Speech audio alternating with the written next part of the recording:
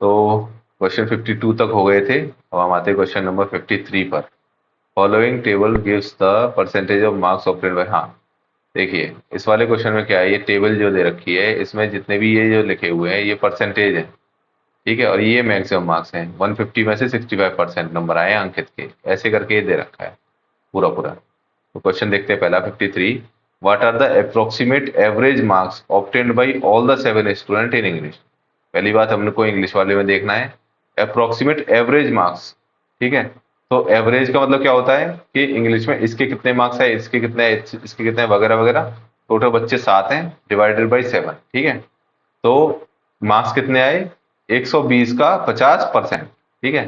तो 150 120 का 50%, ये मार्क्स आए अंकित के, ठीक है। 120 क्योंकि मैक्सिमम मार्क्स है तो सबके 120 में से निकाले जाएंगे। इसका 85% ब्रजेश का, ठीक है, इसका 70% चिराग का, इसका 65, 90, ऐसे करके सबका लिख लेंगे हम एक बार, ठीक है। फिर हम क्या करेंगे, फिर हम देखेंगे कि 120 और 100 ये सब में कॉमन है, ठीक है, सब में कॉमन है, तो यहाँ पे कॉमन ले लिया 120/100। अंदर की ये सारी संख्या हो गई, इन सबको जोड़ा तो आया 520। 520 इंटू 120/100, काटना शुरू करा, ठीक है, काटा कुटी करी, 12 से गुणा किया तो 625। इतने मार्क्स आए। अभी ये टोटल मार्क्स है और क्या निकालना है हमको, एवरेज निकालना है 7 स्टूडेंट्स का। तो एवरेज कैसे निकलेगा, डिवाइडेड बाई 7 कर देंगे तो 89.1 आएगा, जो कि अप्रोक्सीमेटली 89 के आसपास है, तो आंसर हो जाएगा डी, ठीक है। Next question, Brijesh what is the overall percentage approximate of Brijesh. Brijesh का अप्रोक्सीमेटली कितने परसेंट मार्क्स हैं, तो पहले देखते हैं भैया ब्रिजेश के, ये सारी परसेंटेज है, तो हमने सारी परसेंटेज जो है वो जोड़ी, ठीक है। तो ये परसेंटेज पूछ रहा है कि ब्रिजेश के परसेंटेज कितने हैं, है ना। तो सारी परसेंटेज जोड़ दी और इसके 6 सब्जेक्ट है, 6 से भाग दे दिया, 77.5%, तो कितना हो गया, 78 हो गया, तो आंसर हो गया डी। नेक्स्ट क्वेश्चन, ये सब करे जा सकते हैं पेपर में, ये जोड़ना तो इवन और भी आसान रहेगा क्योंकि लाइन खींची हुई है, इसके एंड में यहाँ जोड़ लिया, नीचे जोड़ लिया, ठीक है, ज्यादा मुश्किल नहीं है। 55वां है कि the number of student who obtain 60% and above mark in all subject. तो ये तो केवल देखना है कि 60% या उससे अबव वाले किस बच्चे के सारे सब्जेक्ट में, 35% है, ये नहीं होगा, ठीक है। यहाँ पे देखा, यहाँ पे 50% हो गया, ये नहीं है, ठीक है। इसमें सब चिराग के सब में ज्यादा है, तो मैंने चिराग लिखा हुआ है, चिराग के सब में ज्यादा है, ठीक है। और दिव्य चिराग के बाद में इसके 40% यहाँ पे हो गए, इसके 50 है, इसके 40 है, इसके भी सारे 60% से ज्यादा है, गौतम के 2 लोगों के हो गए, तो आंसर हो गया 2, यानी आंसर बी डी हो जाएगा इसका। अगला है what was the aggregate mark obtained by Ihan in all 6 subject, ठीक है। इहान ये है, इसके सारे सब्जेक्टों में टोटल मार्क्स कितने हैं, ऊपर देखिए, सभी 6 विषयों में इहान द्वारा प्राप्त कुल अंक कितने हैं, ठीक है। तो इहान के टोटल अंक कैसे निकलेंगे कि हर एक का उतना परसेंट नंबर लिखना पड़ेगा, ठीक है। तो इहान का 150 का 90%, ठीक है। ऐसे ही 130 का 50%, 150 का 130 का 50% है। ऐसे ही 120 का 90%, ये वाला, ठीक है, ये वाला। ऐसे सबके परसेंटेज लिखने हैं, फिर काटाकुटी शुरू करनी पड़ेगी, 100 से सारे जीरो कट जाएंगे। 135 ये आया, जोड़ा तो 442 आ गया, एग्जैक्टली 442 आंसर में दे रखा है, तो आंसर हो गया ए, ठीक है। अगला क्वेश्चन है कि in which subject overall percentage is lowest. तो परसेंटेज जो है ओवरऑल इन सब सब्जेक्टों में इतनी इतनी इतनी है, ठीक है, सबकी जोड़ लीजिए, तो आंसर जोड़ने पे क्या आया 575, इसमें टाइम लगेगा, 430 ये वो। और आप थोड़ा अंदाजे से भी देख सकते हो, छोटी छोटी संख्या इसी में ज्यादा है, ठीक है, बाकी में 90, 100, 80, ऐसे 60, ये सब है इसमें। 35, 65 है, 60 है, 50 है ना, ये 65 है, तो इसमें टोटल आ रहा है 430, आंसर आ गया मैथमेटिक्स। तो मैथमेटिक्स क्या हो गया, सी हो गया, ठीक है, आंसर हो जाएगा सी। 58वां क्वेश्चन, हाँ ये खत्म हो गया, 57 वाला जो था इसके सारे क्वेश्चन हो गए। फिर हम आए 58 पे, ठीक है। 58 पे कह रहा है कि A B C D E, ठीक है, ये 5 टाइप की कारें हैं। ये कंपनी एक्स है जो कि 5 टाइप की कार बनाती है अलग अलग ईयर्स में, ठीक है। बस केवल इतना दे रखा है और बहुत ही आसान सा क्वेश्चन है कि कौन सी which type of car manufactured by company X during 2016 से 2021 इज द मैक्सिमम। सबसे ज्यादा जो है 2016 से 21 में सबसे ज्यादा मैक्सिमम कौन सी कार बनाई गई है। ठीक है, तो यार एक क्वेश्चन रह गया शायद 57वां, नहीं हो गया, 57 हो गया, अभी 58 चल रहा है। हाँ ठीक है, तो मैक्सिमम कार कैसे पता लगेगा, सबका जोड़ लो। इसमें इतनी कार बनी थी, इसमें इतनी बनी थी, इतनी बनी थी, सब जोड़ लेंगे तो आंसर आएगा ये वाला। अब एक तरीके से और देख सकते हो पेपर सेटिंग में कि इसमें सब 200 से ऊपर है, इसमें 200 से ऊपर सारे नहीं है, 200 वाले भी हैं, इसमें एक 100 वाला है, ये आसपास हो सकते हैं बी और ए और सी में से। इसमें कई सारे 100 वाले हैं, इसमें कई सारे 100 वाले हैं, तो ये तो सबसे कम तो यही होगा, है ना। तो ये सब अंदाजा लगा सकते हो आप। तो जोड़ेंगे तो आंसर जो है इसका सबसे ज्यादा आ जाएगा, तो आंसर आ जाएगा 58 का ए। किया जा सकता है, सारे ये सब टाइम कंज्यूमिंग है लेकिन इजी क्वेश्चन है। 58 का क्या है, which of the following car manufactured by company X during 16 से लेकर 21 तक इज द मैक्सिमम, ये तो हो गया। अगला है what was the approximate percentage increase in production of a car A from 2016 से 21 तक। तो 2016 से 21 तक कार ए का देखना है, 2016 और 21 में इंक्रीज इन द प्रोडक्शन कितना हुआ है, तो 255 में से 350 घटाया जाएगा, 255 55 माइनस 350 बटे 350 रहेगा बेस ईयर। ठीक है, तो आंसर आएगा ये इतना इंटू 100% करेंगे तो 10.87% हो जाएगा, तो एग्जैक्टली 10.87% आंसर सी। 60वां क्या है, विच type of car registered continuous increase in the production over the years. तो देखेंगे कि सब में यहाँ से बढ़ता ही चला जा रहा है, ऐसा किसी में भी नहीं है। आप देखेंगे कहीं ना कहीं घट जाएगा, अभी बढ़ा फिर बढ़ा फिर बढ़ा फिर घट गया। ठीक है, यहाँ पे बढ़ा यहाँ घट गया, यहाँ पे बढ़ा यहाँ घट गया। ठीक है, यहाँ पे बढ़ा यहाँ पे बढ़ा यहाँ घट गया। ठीक है, यहाँ बढ़ा फिर बढ़ा फिर घट गया, है ना। तो किसी में भी ऐसा नहीं है, कंटिन्यूसली इंक्रीज होता चला रहा है सारे ईयर्स में। तो आंसर हो जाएगा ए, 60 हो जाएगा ए। 61, what is the approximate percentage decrease in the production of car D from 18 से 21 में। तो डिक्रीज कितना हुआ है, तो कार डी का 18 से 21 में। तो कार डी का 18 में देखिए 230, ठीक है, 21 में देखिए 220, तो 10 का डिफरेंस आया, बटे में 230 इंटू 100%, 4.35%। आंसर हो जाएगा 4.35% डी। ठीक है, अगला प्रश्न है क्वेश्चन नंबर 62। वर्ष 2016 में the production of car E in the year 2016 is approximately what percentage production of car be in year 2019। तो ई का 2016 में देखना है ये, और कौन सा है, बी का 2019 में देखना है ये। ठीक है, और उसमें निकाल लेंगे कितना परसेंटेज है ये इसका 115 का 215, बस निकल जाएगा 53.48%। सिंपल भाग देने का क्वेश्चन है ये, और कुछ भी नहीं है इसमें। ये कैलकुलेटर नहीं यूज करने देते हैं, नहीं तो ये और आराम से निकल जाएगा, कैलकुलेशन में टाइम लगेगा। ओके, ये पाई चार्ट का क्वेश्चन आया है। ये पाई चार्ट है एक बुक पब्लिश करने के लिए, किस किस चीज पे कितना कितना खर्चा होता है उस चीज का। ये इजी क्वेश्चन है, जबकि आप क्योंकि इसमें परसेंटेज दे रखी है, तो आपको अगर वो दे रखे होते, डिग्रीज दे रखी होती है इनकी, तो आपको शायद निकालने में थोड़ी सी दिक्कत होती। लेकिन क्योंकि परसेंटेज दे रखी है इसलिए निकालना थोड़ा सा आसान हो जाएगा। प्रॉफिट लॉस वाले सवाल है ना। तो पढ़ते हैं क्वेश्चन। अरे यार, देख रहे हो, if 5200 copies are published and transportation cost on them amounts to इतने रुपए, ठीक है, then what should be the approximate selling price of book so that publisher can earn profit of 25%। अब देखो इसमें बहुत सारी बातें दे रखी है तुमको, सारी बातें हैं, तुम अब एक बार में तुम्हारे दिमाग में बैठेंगी तो नहीं, है ना। तो क्या करना चाहिए कि अगर आपके पास स्पेस हो, इसमें स्पेस नहीं दे रखा तो बहुत दिक्कत थी, लेकिन अभ्यास से आपको ये फिर कम टाइम कम स्पेस में भी कर सकते हो। लेकिन आपको आपको लिख लेना चाहिए अगर आपका जगह हो। फिर 5200 कॉपीज हैं, ठीक है, और ट्रांसपोर्टेशन कॉस्ट जो है, ट्रांसपोर्टेशन कॉस्ट जो है वो इतने रुपए है। ठीक है, ये पूछ रहा है कि अप्रोक्सीमेट सेलिंग प्राइस बुक का क्या होगा। ठीक है, तो सेलिंग प्राइस क्या होगा ऐसे भी लिख लेना चाहिए, उससे बहुत फायदा मिलता है कि कभी आप निकालते हो कुछ और, पेपर में जो पूछा है वो क्या पूछा है ये याद नहीं रहता है। तो मैं जो चीज के आगे क्वेश्चन मार्क लगाए, इसका मतलब ये क्वेश्चन में पूछा गया है, तो एंड में मैं सेलिंग प्राइस देखूंगा, एंड में क्वेश्चन में भरने से पहले कि पूछा क्या था, क्या सेलिंग प्राइस ही पूछा था। ठीक है, फिर और क्या बता रखा है, प्रॉफिट परसेंट बता रखा है 25% है। इतनी सारी बातें हमको पता लग गई, ठीक है।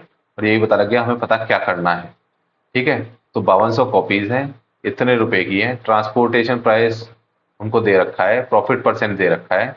अच्छा, और ग्राफ से हम क्या देख सकते, इससे पाई चार्ट से हम क्या देख सकते हैं कि ट्रांसपोर्टेशन का कितना परसेंटेज है। देखो, ट्रांसपोर्टेशन कॉस्ट 5% होती है ना।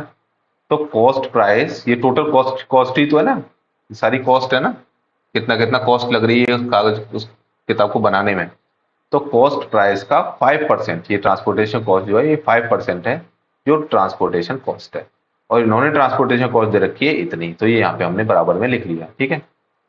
क्या हमको कॉस्ट प्राइस पता है? नहीं पता है, ठीक है। लेकिन क्या हम निकाल सकते हैं? निकाल सकते हैं। 5% था, 5/100 होता है 5% का मतलब, तो है ना। तो क्या होगा, कॉस्ट प्राइस क्या हो जाएगी, 100 ऊपर चला जाएगा, 5 नीचे आ जाएगा, ठीक है। तो क्या हुआ, 5 नीचे कर ले आए इसके, और 100 ऊपर ले आए, गुणा भाग किया, ठीक है। अभी नहीं किया है, कर सकते हैं लेकिन किया नहीं है, ओके। आगे क्या है, हमको ये पता है कि प्रॉफिट परसेंट 25% है। तो प्रॉफिट किसे क्या, प्रॉफिट परसेंट क्या होता है, profit upon cost price into 100, ठीक है। प्रॉफिट हो लॉस हो कुछ भी हो, हमेशा कॉस्ट प्राइस पर निकाला जाता है, नीचे कॉस्ट प्राइस रहता है। लॉस परसेंट लो, loss upon cost price. Profit percent को लो, प्रॉफिट अपॉन कॉस्ट प्राइस, ठीक है। तो नीचे रहा cost price, profit upon cost price. Profit किसे बोलते हैं, selling price minus cost price को प्रॉफिट बोलते हैं, जितने में बेचा माइनस जितने में खरीदा, ठीक है। फिर मैंने क्या किया, इस कॉस्ट प्राइस को माइनस के दोनों तरफ, दोनों साइड ले गया, selling price upon cost price ले गया, और cost price upon cost price को 1 लिख सकते हैं हम लोग, है ना। ऐसे करके मैंने इसे लिख दिया।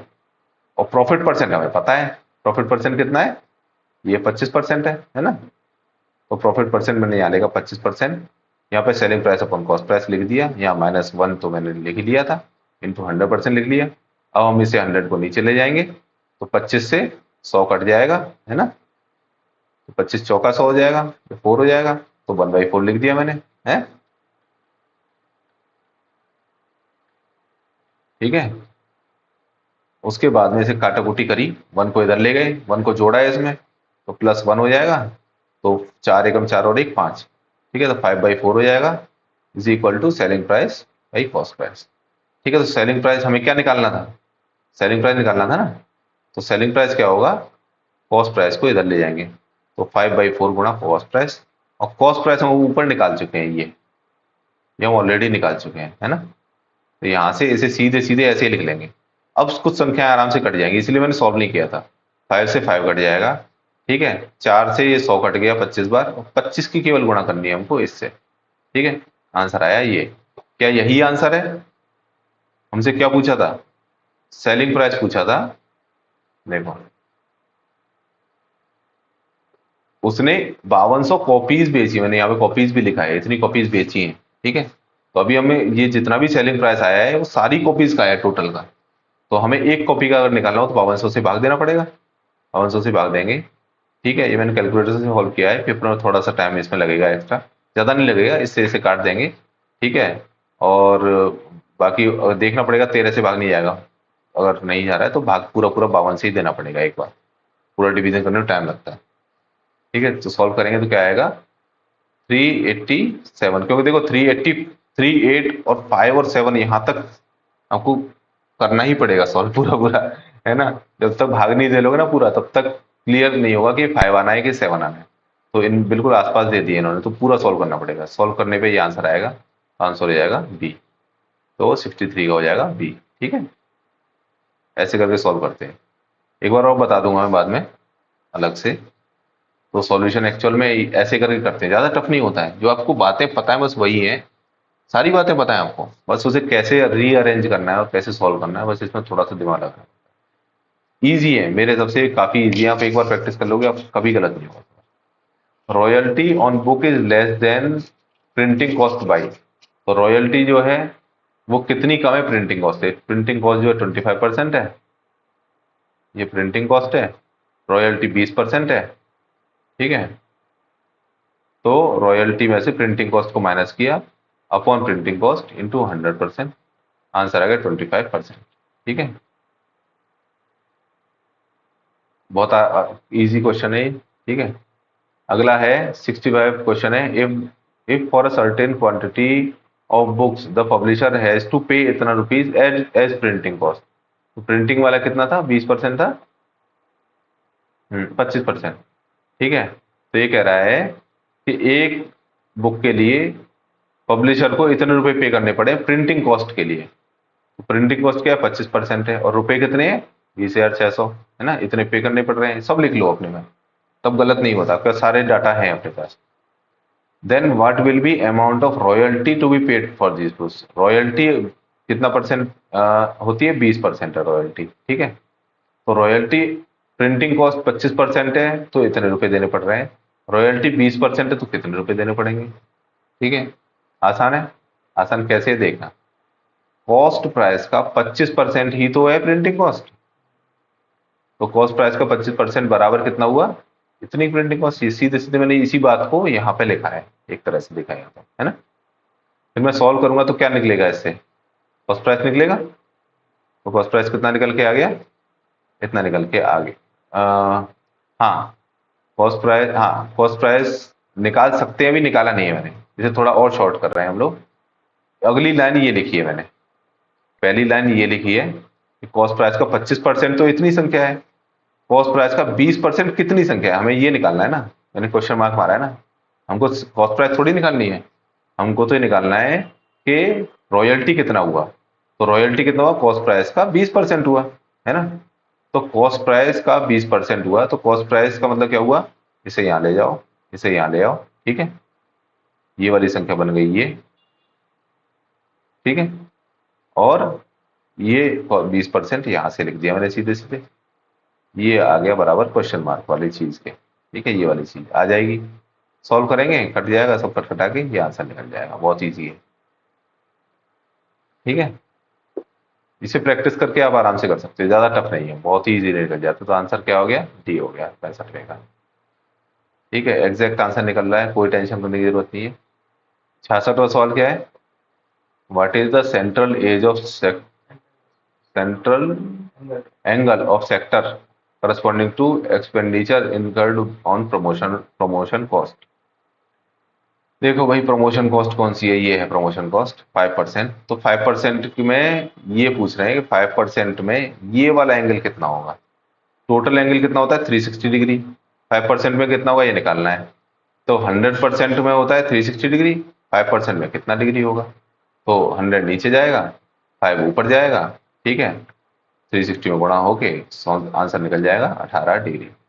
ठीक है, तो आंसर हो जाएगा, आ गया, आ गया, ये रहा 18 डिग्री, तो आंसर हो गया 66 का बी। ठीक है, 67, the price of book is marked 20% above cost price. तो मार्क्ड प्राइस जो है वो कॉस्ट प्राइस से 20% प्लस है। ठीक है, तो प्लस मतलब ये 1 था, अगर पहले 1 था तो उसका 20% और जोड़ देंगे, इतना टोटल का हो जाएगा कॉस्ट प्राइस का मार्क्ड प्राइस। ठीक है, ये लिखा हुआ है इस बात का मतलब। If marked price of book is 160, यही सेम जो चीज मार्क्ड प्राइस है 160 है। ठीक है, then what cost of paper used in a single copy of book. तो पर पेपर की कॉस्ट पूछी है इसने, क्या होगी। तो पेपर की कॉस्ट कितनी होती है, 30% ऑफ कॉस्ट प्राइस, पेपर की कॉस्ट ही है 30% है, तो कॉस्ट प्राइस की 30% है पेपर की कॉस्ट, यही पूछी है इसने, पेपर कॉस्ट कितनी होगी, 30% ऑफ कॉस्ट प्राइस होगी। और क्या हमें कॉस्ट प्राइस पता है, नहीं पता है, वो यहाँ पर दे रखी है। इन दोनों को लिया हमने, यहाँ पे लिखा तो क्या होगा, एमपी की 160 लिख दिया, 160, ये सेम चीज यहाँ पे लिख दी। ठीक है, 20% का लग गया, 20/100 होता है, तो 20/100 मतलब 0.2 और प्लस 1, 1.2, ये तो मैंने आपको पहले ही बताया परसेंटेज में कैसे करते हैं। ठीक है, 1.2 इंटू कॉस्ट प्राइस हो गया, cost price is equal to, ये नीचे चला जाएगा, 160/1.2 हो जाएगा। ठीक है, ठीक है, तो पेपर कॉस्ट कैसे निकलेगी, 30% ऑफ कॉस्ट प्राइस। अभी कॉस्ट प्राइस जो है वो यहाँ से हम लेके सीधे डाल देंगे, 30% यानी 30/100 of cost price. Cost price मतलब ये 160/दिस। ठीक है, सॉल्व करेंगे, आंसर आ जाएगा 40 रुपए। तो 67 का हो गया 40 रुपीज, आंसर डी। ठीक है जी, ये भी ज्यादा टफ नहीं था, सारे आसान नॉर्मल क्वेश्चन है, आसान नहीं है, it will take some time, calculation लगेगी, बट ये इतना टफ नहीं है, ठीक है। वो टफ था थोड़ा, परसेंटेज वाला, जिसमें आपको 120 इसके गुणा कर उसका भाग दे, वो थोड़ा टफ था। ये थोड़ा उसके कंपैरिजन में इजियर है।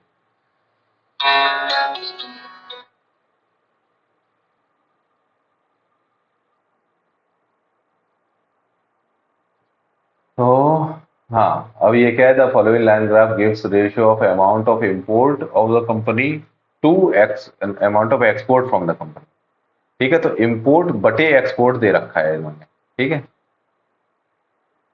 इस वाले प्रश्नों में सभी में इंपोर्ट बटे एक्सपोर्ट दे रखा है, तो इंपोर्ट बटे एक्सपोर्ट की वैल्यू 0.6, 0.8, 0.3 ऐसे करके है, ठीक है। तो ये कह रहा है कि import were minimum proportionate to export of the company in the year, किस साल में इंपोर्ट जो है वो एक्सपोर्ट की अपेक्षा कम था।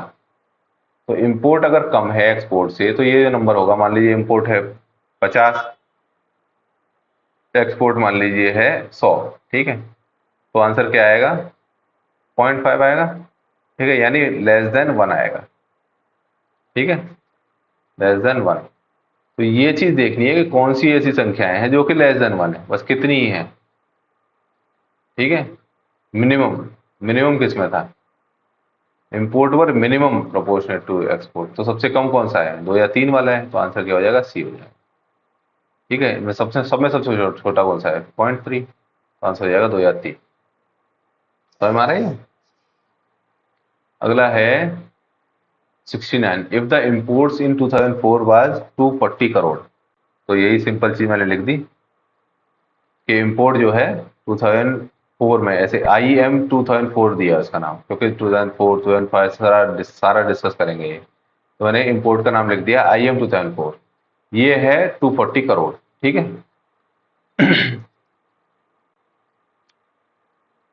And total export in the year 2004, यानी export in 2004 and 2005 together 500 crore, यानी एक्स 2004 एंड एक्स 2005 का सम जो है वो 500 करोड़ आ रहा है, ठीक है जी। ये दो चीजें दे रखी हैं। देन इंपोर्ट इन 2005, यानी IM 2005 क्या होगा, ठीक है जी, ऐसे लिख दिया मैंने। अब हमें पता है कि IM 2004 अपॉन EX 2004, इंपोर्ट बटे एक्सपोर्ट की वैल्यू हमारे इसमें दे रखी है, 2004 में कितनी है, 1.2 है, ठीक है जी। इंपोर्ट बटे एक्सपोर्ट 2005 की वैल्यू भी दे रखी है, क्या है, 1.5 है, ठीक है। ये हमने लिख ली है सारी चीजें। हमें क्या क्या पता है, इंपोर्ट 2004 पता है, ये हमें पता है, ये नंबर हमें पता है, तो ये निकल आएगा, एक्सपोर्ट 2004 निकाल दिया हमने, ठीक है, सॉल्व कर लिया। अब हमें इसमें क्या पता है, हमें इंपोर्ट 2005 पता है क्या, नहीं पता है, यही निकालना है हमको।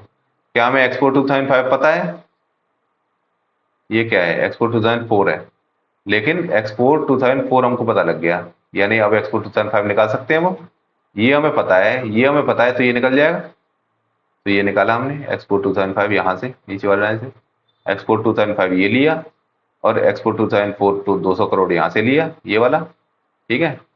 तो आंसर क्या आया, ये 500 करोड़ यहाँ से लिया, ठीक है। तो आंसर क्या आया कि export 2005 is equal to 300 crore, ठीक है। तो अब हमको एक्सपोर्ट 2005 पता लग गया, ये पता लग गया, तो बस ये रह गया है, ये हमको पता है, ये रह गया है, तो निकल जाएगा। तो एक्सपोर्ट 2005 यहाँ पे डाल दिया इस वाली इक्वेशन में, तो इंपोर्ट 2005 बटे एक्सपोर्ट 2005 जो कि है 300 करोड़ इज इक्वल टू 1.5।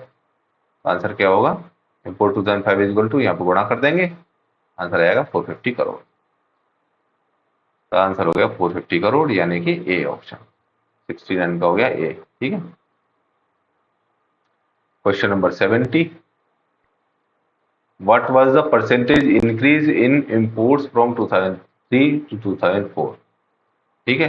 तो परसेंटेज इंक्रीज इन इंपोर्ट पूछ रहा है, यानी import 2004 minus import 2003 upon import 2003 into 100%, ये निकालना है हमको, ठीक है। हमको क्या, हमें एक्सपोर्ट की कोई भी वैल्यू वगैरह कुछ दे रखा है, क्योंकि हमें इंपोर्ट अपॉन एक्सपोर्ट तो पता है, ये हमें पक्का पता है, क्योंकि सारे हमारे पास ग्राफ में लिखे हुए हैं।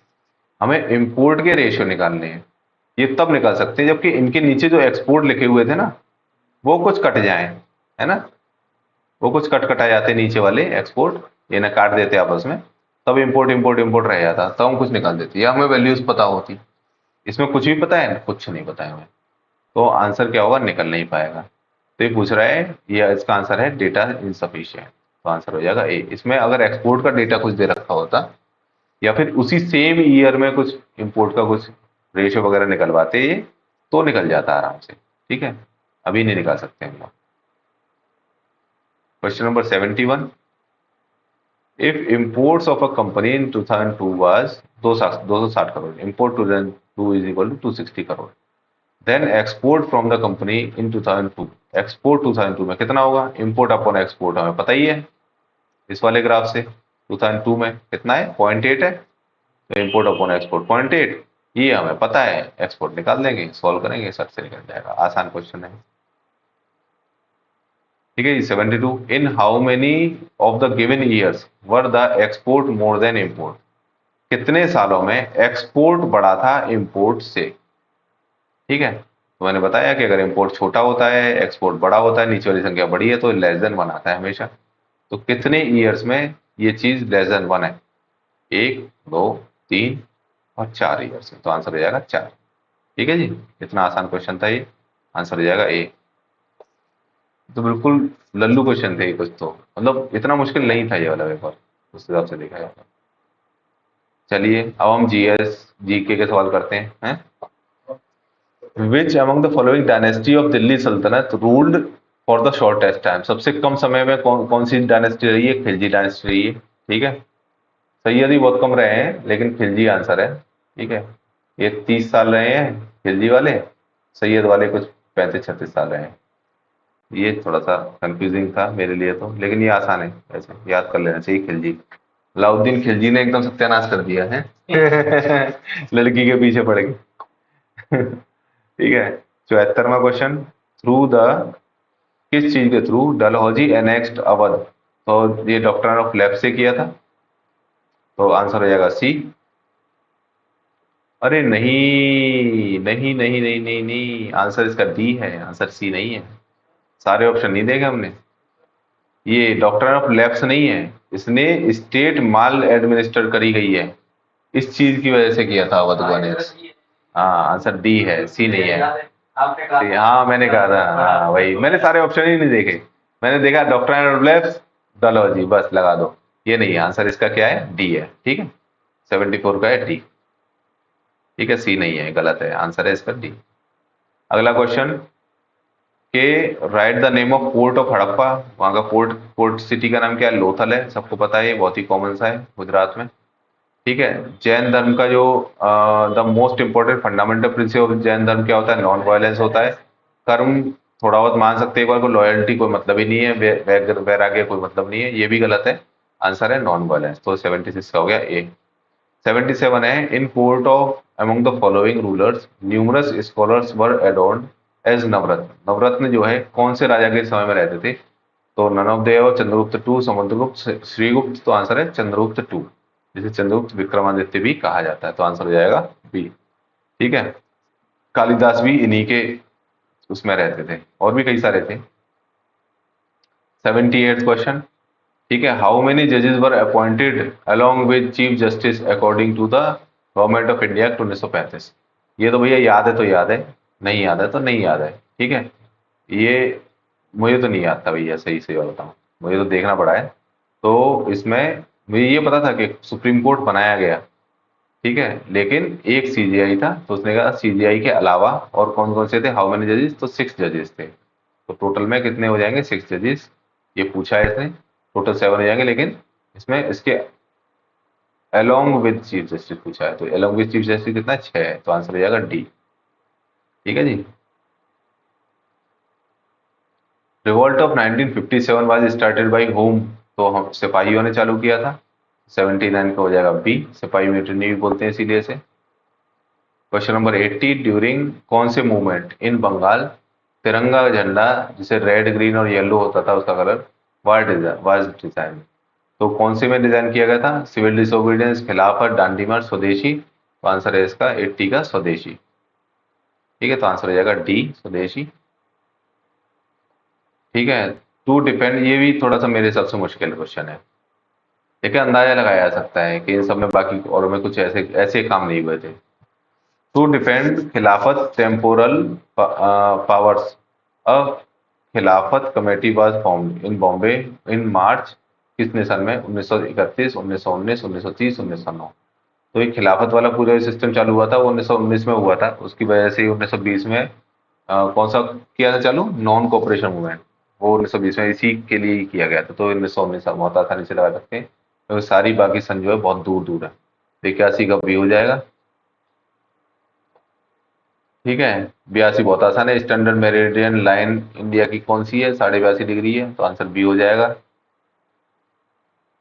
इन respect to which of the following events quit India movement was launch, quit India movement किस वजह से लॉन्च किया गया था, क्विट इंडिया मूवमेंट 1942 में किया गया था। ठीक है, तो 1942 में हुआ है क्विट इंडिया मूवमेंट। ठीक है, तो इससे पहले कौन कौन से काम हुए, क्रिप्स मिशन है, साइमन कमीशन है, या वेबल प्लान है। कहा साइमन कमीशन तो 27 में आया, 27-28 में। ठीक है, तो ये तो है नहीं। ठीक है, और कैबिनेट मिशन प्लान 1946 में आया है, तो ये भी नहीं है। तो वावेल प्लान जो है ये इन सभी प्लानों में सबसे लेट आया था, यानी 45 में आया था ये, ऐसे करके मैंने याद किया है। तो वावेल प्लान 45 में है, तो 42 वाली चीज के तो बाद में हुआ ना सब, तो 42 में कौन सा होगा, क्रिप्स मिशन के फेलियर के बाद में। ठीक है, तो ये कुछ अगस्त सितंबर वो महीनों का डिफरेंस है इनमें सब चीजों में, तो आंसर क्या है, सी है। ठीक है, तो 83 का सी हो गया। 84 का हुआ, the highest point in Aravalli range, Aravalli range की हाईएस्ट का नाम क्या है, गुरु शिखर है। ठीक है, 85 का है, wind blowing in the northern plain in summer is known as, जो नर्दर्न प्लेन के लोग हैं उन्हें सबको पता है कि लू होती है। ठीक है जी। अगला प्लस प्रश्न, government company in any government company is any company in which the paid up capital held by government is not less than 51%। ठीक है, 51% से ज्यादा जिस कंपनी में भारत सरकार की ओनरशिप होती है उसी को गवर्नमेंट कंपनी कहा जाता है। एक्चुअली 50 और 51 में कंफ्यूजन है। ठीक है, मुझे 50 लग रहा था, लेकिन मैंने देखा तो 51% ही है एक्चुअल में आंसर तो, क्योंकि 51% से ऊपर होना चाहिए, नॉट लेस देन या उसकी वजह से थोड़ा कंफ्यूजन हो रहा था। बट आंसर इज 51% से कम नहीं होनी चाहिए।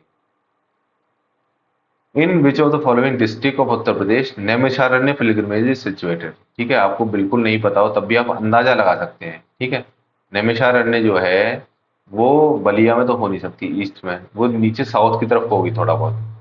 ठीक है, अयोध्या में भी नहीं होगी, मुरादाबाद तो बहुत नॉर्थ में है, तो क्या होगा, सीतापुर होगा। तो आंसर हो जाएगा सीतापुर। वैसे भी ये मेरे हिसाब से थोड़ा सा टफ क्वेश्चन है। ठीक है, which is the highest Indian peak, सबको पता है कंचनजुंगा है, 88 का बी है। ठीक है जी। अगला है, new economic policies of popularly called फलाना model of development, LNG, CNG, PNG, LPG. तो इसे 89 का हो जाएगा डी, इसे लिबरलाइजेशन, प्राइवेटाइजेशन एंड ग्लोबलाइजेशन कहा जाता है, एलपीजी रिफॉर्म कहा जाता है। ठीक है, तो ये इकोनॉमिक पॉलिसी 1991 में जो आई थी, तो वो उसका एक सवाल इधर भी है, ये सवाल भी 1991 का है, वही है, इकोनॉमिक पॉलिसी थी एलपीजी रिफॉर्म। ठीक है, hallmark is used as a logo for which of the following, तो हॉलमार्क वाली ज्वेलरी होती है, सबको पता है कि हॉलमार्क ज्वेलरी वाला होता है। 90 का सी हो जाएगा। 91 का क्या है, this is central and apex institution for financial agriculture and rural sector.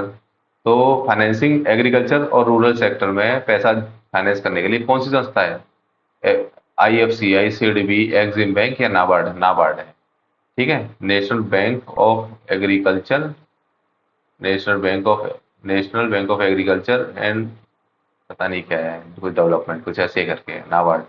ठीक है, तो ये क्या करती है, नाबार्ड जो है एग्रीकल्चर को प्रमोट करने के लिए फंडिंग देती है। ठीक है, which among the following was the issue being address through the economic reform 1991। ठीक है, तो इकोनॉमिक रिफॉर्म 1991 के थ्रू कौन कौन सी जो चीज़ों को एड्रेस किया गया, तो 1991 में फॉरेन करेंसी एक्सचेंज रिजर्व में क्राइसिस हो गई थी। तो सी तो पक्का सही सही है, यही एक्चुअल में आंसर है। लेकिन क्या इसके साथ में डेप्रिसिएशन ऑफ इंडियन रुपी हुआ, क्या इसके साथ में इकोनॉमिक फेलियर हुआ था, है, उन सब चीज़ों को भी इसने सही किया था। तो शायद सही किया था, पक्का पक्का नहीं कह सकते, लेकिन अंदाजा लगा सकते हैं कि शायद किया ही होगा यार, कुछ ऐसा बिल्कुल उल्टा तो है नहीं। तो आंसर ए हो सकता है, मोस्ट प्रोबेबली इसका आंसर ए है। ठीक है, तो वो 92 का हो जाएगा ए। अगला प्रश्न है 93। Article 343 of Indian constitution is about, तो ये है ऑफिशियल लैंग्वेज, तो 93 का हो जाएगा ए। ठीक है, सीधा सीधा सवाल है। अगला क्वेश्चन है right the name of article in which defines money bill. Money bill में कौन से आर्टिकल में होता है? आर्टिकल 110 में होता है, तो 94 पे हो जाएगा बी। ठीक है, 95।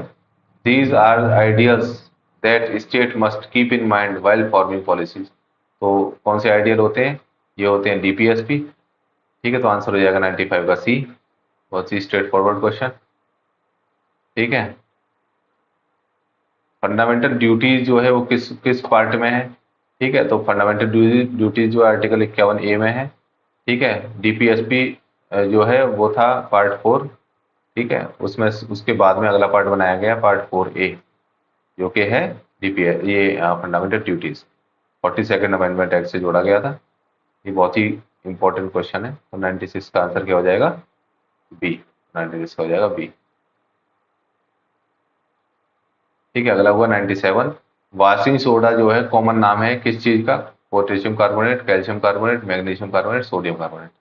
तो आंसर हो जाएगा सोडियम कार्बोनेट। ठीक है, और सोडियम बाइकार्बोनेट होता है खाना सोडा। ठीक है, तो बाइकार्बोनेट है, ये कार्बोनेट है। अगला क्वेश्चन है which among the following is the correct age of retirement of supreme court के जज की? सुप्रीम कोर्ट का जज जो है काफी साल तक रहता है, तो 65 ईयर्स है। 98 का है बी। ठीक है, शायद 62 होती है हाई कोर्ट जज की शायद। विच of the following is not among the 7 colours? 7 colours कौन से होते हैं? बेबी और होते हैं, वी आई बी और ये सारे कलर होते हैं। तो इसमें कौन सा है? ऑरेंज है, ठीक है, ब्लू है, वॉयलेट है, व्हाइट है क्या? कोई डब्लू दिख रहा है? नहीं है, तो व्हाइट नहीं है, तो आंसर ए हो जाएगा। आसान है, वैसे भी कलरफुल होते हैं, व्हाइट थोड़ी होते हैं बेबी और के कलर। अगला है which of the following gas is not known as greenhouse gas? इनमें से कौन सी गैस है जो ग्रीन हाउस गैस नहीं है? तो आर्गन ग्रीन हाउस गैस नहीं है, इनर्ट गैस है। मीथेन है, नाइट्रस ऑक्साइड है, कार्बन डाइऑक्साइड है। आंसर क्या हो जाएगा? डी, जो कि इनर्ट गैस है, ग्रीन हाउस गैस नहीं है। तो ये हो गया आपका पेपर खत्म।